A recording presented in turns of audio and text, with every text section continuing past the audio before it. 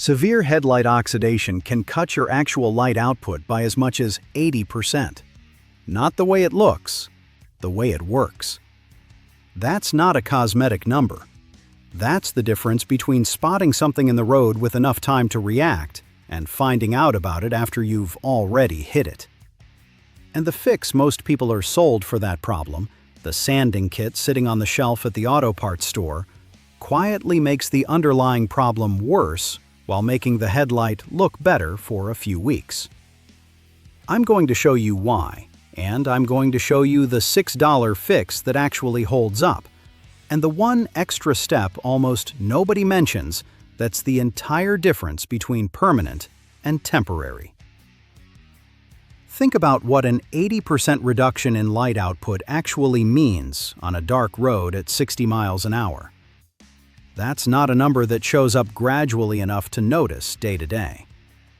Headlights yellow slowly over months and years, which means most people adjust to the dimmer beam without ever consciously registering that anything changed. You don't wake up one morning and think your headlights got worse. You just start driving a little more cautiously at night without knowing why. Right up until the moment something appears in the road with less warning than it used to give you. Here's what's actually happening on your car right now if your headlights have gone yellow. They're not glass, they're polycarbonate plastic, and every one of them leaves the factory with a clear UV protective coating baked onto the surface, doing the same job sunscreen does on skin. Years of sun exposure break that coating down through a process with an actual name: photooxidation. UV photons striking the surface and breaking apart the polymer chains holding the plastic together. Once that factory coating is gone, the raw polycarbonate underneath starts reacting directly with oxygen in the air. And that reaction is what turns a clear lens into something that looks like it's been dipped in weak tea. My name's Walt Renner, and I dig into real, independent data before I trust any product claim, the same way I do on every video on this channel. No review units, no ads for anything mentioned here. Most of what this channel usually covers involves lab reports, service call data, sometimes a federal recall record. This one's different. This is a genuinely simple fix, and the reason it's worth a full breakdown instead of just a 30-second clip is that the simple version everyone posts online skips the one step that determines whether it actually lasts. And skipping that step is exactly what's been quietly funding a chunk of this entire repair industry for years. Here's the part that should make you angry, because it's not hidden, it's just never explained. Walk into an auto parts store and you'll find a sanding-based restoration kit for $15 to $40. It comes with sandpaper and a few grits, a polish, and sometimes a thin wipe-on sealant. Here's what that kit is actually doing to your headlight. Sanding removes the yellowed layer, which feels like solving the problem. It's also removing whatever is left of the original factory UV coating, the last bit of actual protection the lens had. You're not fixing the vulnerability. You're stripping away the last thing standing between the raw plastic and the next several years of sun.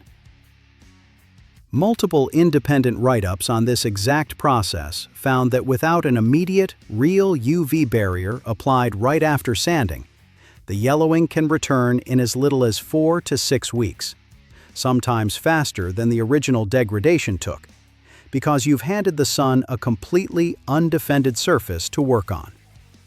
That's not a defective product. That's the honest mechanism of what sanding does, sold without the explanation that would tell you why the fix you just paid for is quietly starting to fail again before you've even finished admiring it. Picture the actual sequence most people go through.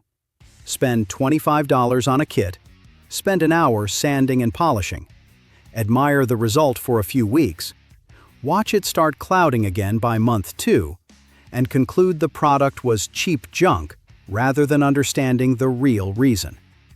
That the one component actually responsible for long-term durability A proper UV sealant either wasn't in the box or wasn't applied thick enough to matter. Now here's who benefits from you never hearing that explanation. A professional headlight restoration service runs $75 to $250 for a pair, a real number pulled from multiple detailing shops and cost guides. And that price mostly buys the same core process: sanding, polishing, and a sealant done by somebody else's hands instead of yours. Skip restoration entirely and go straight to a full headlight assembly replacement, and you're looking at $200 to $800 per side at a dealer, with some vehicles running upward of $2,000 for the pair once you account for the part itself, labor, and aiming the new unit correctly. One detailing shop put it about as plainly as I've seen anywhere: a $125 restoration beats a $1,200 replacement. And that's the entire business case for the whole professional restoration industry sitting in one sentence. None of that is a scam. A professional doing this correctly, with real wet sanding technique and an actual industrial-grade UV topcoat, is providing real value and real durability. Some of these jobs holding up 2 to 4 years. What nobody in that chain has much incentive to tell you is that the core mechanism, cutting through oxidized plastic and sealing what's underneath, doesn't require a sanding pad specifically. It requires something abrasive enough to cut the damaged layer, and a real UV barrier applied immediately after. That's it. That's the whole secret. And it's sitting in a form you can buy for $6 to $8. Think about the actual incentive structure sitting behind every number in that ladder. A dealer selling you a replacement assembly has no reason to mention a 2-minute fix that costs less than the shop's own hourly labor rate. A detailing shop charging $150 for a restoration has no reason to walk you through the exact mechanism that would let you do the same job yourself for 1/10 of the cost. Neither of them is lying to you. They're just never volunteering the specific piece of information that would shrink their own invoice, which is a different thing than lying, but it produces the exact same result. You paying more than the actual problem requires, year after year, on a car you'll probably own for a decade or more. Here's the trick, straight from watching it done on camera. No sanding, no polisher, no kit. Mother's mag and aluminum polish, the same stuff used on wheels and metal trim, sold at basically every auto parts store for around $8 a jar. Apply a generous amount directly onto the headlight lens. Don't worry about precision. A little on the surrounding paint wipes off clean without any issue. Fold up a rag. Doesn't need to be new. A rag that's already got some grease on it from other work still does the job. Work the polish into the lens in circular motions, and you'll see it changing within seconds, not minutes. A used rag gets you most of the way there. A clean rag for a final pass just leaves less residue behind for a slightly cleaner-looking finish, not a functionally different result. 2 minutes start to finish, including the time it takes to apply it, and the transformation sits right there in front of you. Not a lighting trick, not a camera angle, an oxidized layer of plastic actually getting cut away by a metal polish, doing on plastic roughly the same job it does on aluminum. A metal polish built to cut oxidation off aluminum wheels is designed around a fairly mild abrasive compound, fine enough not to scratch metal, which turns out to be exactly the right aggressiveness for the top oxidized layer of polycarbonate too. It's not a coincidence that this works. It's the same basic chemistry doing the same basic job on 2 different materials that happen to fail in a similar way. A hardened, discolored surface layer sitting on top of material that's still structurally fine underneath it. That's also why this specific product works, and a random household cleaner or a toothpaste-based trick you might have seen elsewhere online tends to underperform badly by comparison. Those alternatives were never engineered to cut oxidation at all.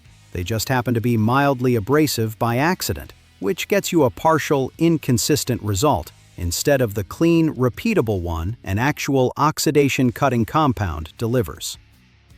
Now here's the step that separates this from every failed sanding kit sitting in a garage right now, and it's the part almost nobody mentions, because there's very little profit sitting inside a $5 can of sealant.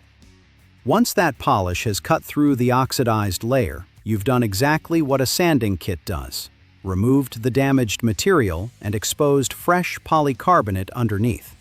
Fresh polycarbonate with zero UV protection standing between it and the sun. If you stop here, you are on the same clock as every other DIY fix that fails in a matter of weeks.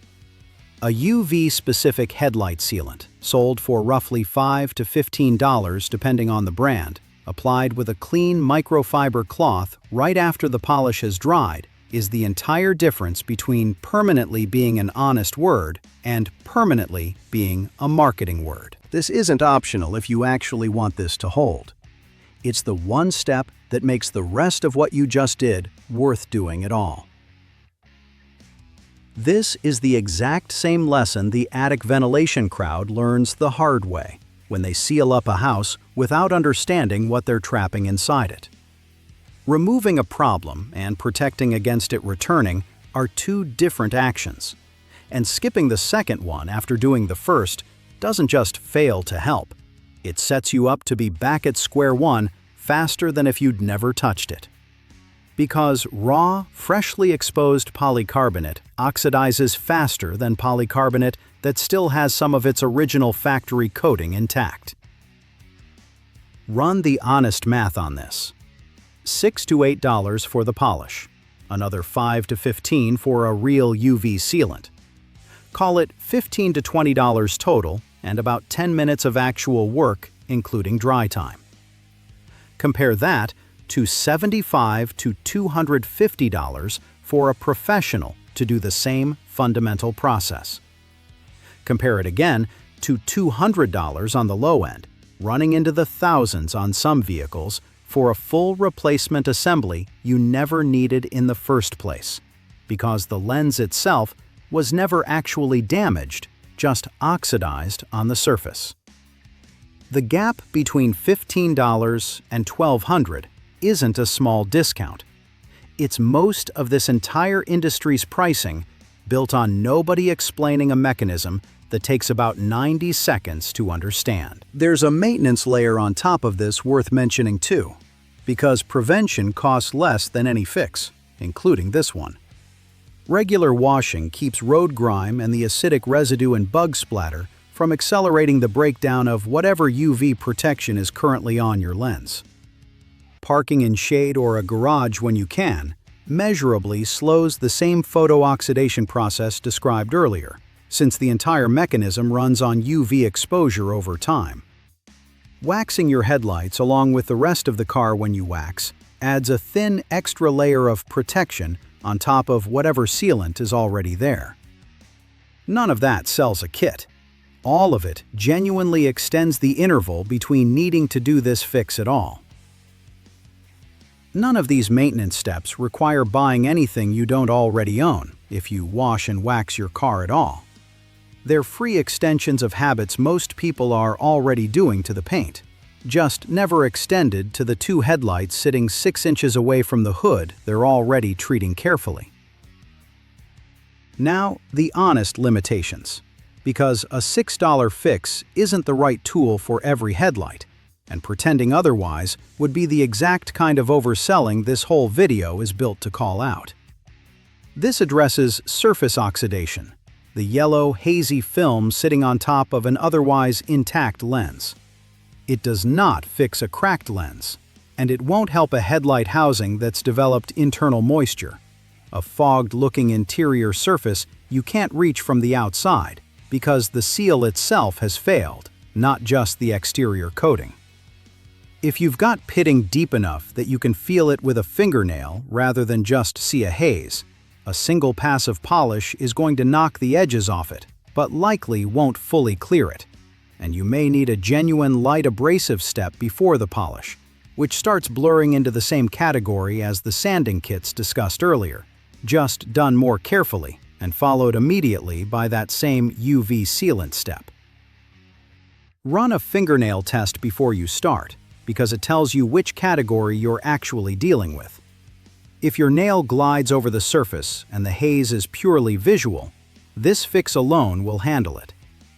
If your nail catches on texture you can feel, you're dealing with deeper pitting that the polish will improve, but probably not fully resolve on the first pass. And knowing that going in saves you the frustration of expecting a miracle from a 2-minute process that was never designed to remove physical pitting, only surface-level chemical oxidation. That 30-second check costs nothing and tells you more about your actual situation than any amount of marketing copy on a restoration kit's packaging ever will. Most headlights you'll encounter, especially anything under 10 years old that's just gone hazy rather than genuinely rough to the touch, are going to pass that test and respond fully to this fix. The rougher, older, more neglected ones are the exception, not the rule. And even those still benefit from the same polish and seal process, just with a more realistic expectation of the result on the first attempt. On the inspection question, since it comes up constantly, most states require headlights to produce adequate white light and be free of the kind of damage that scatters or discolors the beam, cracks and severe fogging being the common failure points on a visual inspection. Clearing surface oxidation, whether by sanding or by this method, addresses exactly the kind of clarity issue an inspector is checking for. It's not a workaround for a genuinely failed housing. It's a legitimate fix for the most common reason headlights fail that specific check in the first place.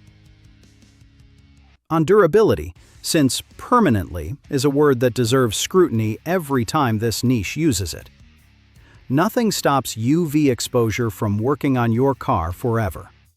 What a real UV sealant does is reset the clock, giving that fresh, polished polycarbonate the same kind of factory-level protection it had when the car was new, instead of leaving it bare the way a sanding kit does when the sealant step gets skipped, or done with a thin, low-quality wipe-on product. Reapplying that sealant every year or two, the same interval a wax job needs, is a fair, honest expectation, not a broken promise. That's a 5-minute annual task standing between you and ever paying $75 for someone else to do what you just watched take 2. That's the honest definition of permanent this video is actually using, and it's worth being precise about it. Not never touch it again. Permanent in the same sense your car's wax job or your home's weatherproofing is permanent. A maintained system that keeps working as long as you keep doing the small, cheap thing that maintains it, instead of a one-time fix that quietly starts failing the moment you stop paying attention. Here's the whole thing, fast, before you go. Headlights turn yellow because the factory UV coating breaks down and exposes raw polycarbonate to oxidation. Sanding kits fix the symptom while stripping away what little protection is left, which is exactly why they fail in weeks without an immediate real sealant. Professional restoration does the same core job correctly for $75 to $250. Full replacement runs $200 to $2,000 for a problem that was almost always sitting on the surface, not inside the housing. $6 to $20 in metal polish and a real UV sealant gets you the same mechanism, done right, for a fraction of any of those numbers, as long as you don't skip the sealant. That's the entire video in 2 sentences, and it's worth noticing how short that summary actually is, next to how much money rides on people never hearing it. A 90-second explanation is standing between a lot of drivers and a bill running into the hundreds or thousands of dollars. And the only thing keeping that gap open is that nobody selling the expensive version has any reason to hand you the cheap one. Tell me in the comments if you've tried this, and specifically whether you followed it with a real sealant or skipped that step, because that's the actual variable deciding whether this holds for years or you're back here again by fall. If someone in your life is about to pay for a full headlight replacement over what's just surface oxidation, send them this before they spend the money. And since the entire lesson here was that the cheap fix and the expensive fix are often running on the exact same mechanism, wait until you see what happens when I run that same comparison on windshield chip repair kits versus a full glass replacement. The gap there might be even bigger than this one.